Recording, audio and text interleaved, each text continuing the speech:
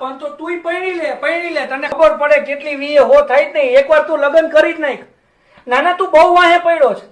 તને કહું છું કે રેવા દે ભાઈ. પૈણેલો પુરુષ સુખી ન હોય. તું અત્યારે જે મજા કરે છે નહીં થાય. પોચા ટકિયા જેવી તારી હાલત થઈ જાય. કેમ મારી વાત નથી સમજતો? અરે ત્રાસવાદી પત્નીનું બીજું નામ જ ત્રાસવાદી હોય.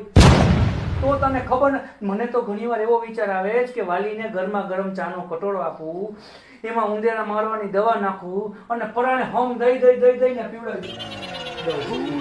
આવું રજની બોલતો તો એની ઘરવાળી હાટું બોલાય કોઈ દિવસ?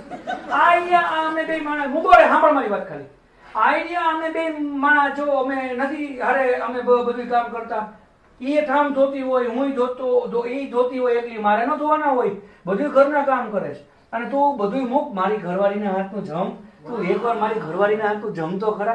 તું જિંદગીમાં જમવાનું મૂકી દે, બીજાના હાથનું જમવાનું મૂકી દે. એવું સરસ બનાવે છે. તો ખાટી મીઠી દાળ ખા તું એના હાથની. એકવાર તુવેર દાળ ખાય એટલે તને મજા આવી જાય.